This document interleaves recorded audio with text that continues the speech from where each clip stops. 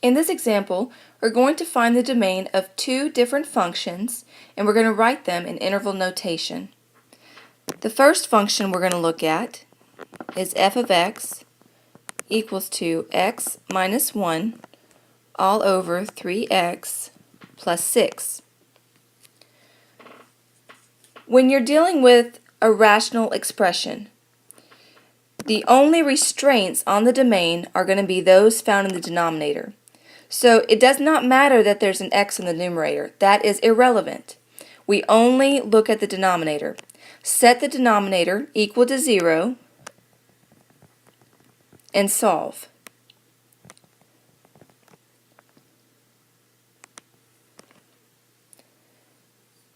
So for this problem, the only restriction we have is that x cannot be equal to negative 2, meaning that x can be any number except for negative 2.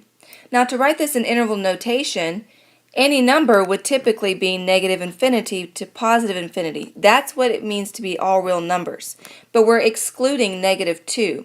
So we're going to go from negative infinity all the way up to negative 2. We're going to exclude the negative 2.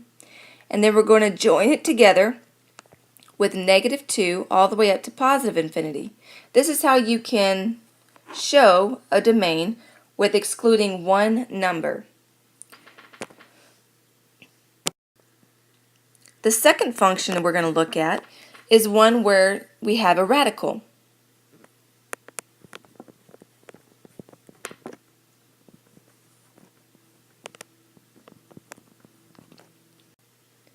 When we're dealing with radicals, remember that we can take the square root of 0 or anything that's larger. What we cannot take the square root of is a negative number.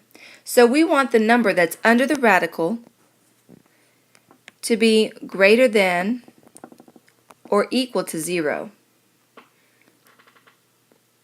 So we'll subtract 8 from both sides, and then we'll divide both sides by negative 5. Remember that when we divide by negative, with the inequality sign is flipped, so this is now going to be less than or equal to 8/5. Any number that is 8/5 and below will give us a number that we can take the square root of. So this is going to be our domain. To write this in interval notation, it would be negative infinity because it can be anything below 8/5, and it just keeps on going and keeps on going, all the way up to 8/5. And since we can take the square root of 0, we enclose it with a bracket, meaning that we can use 8/5 in that equation. So this is my answer.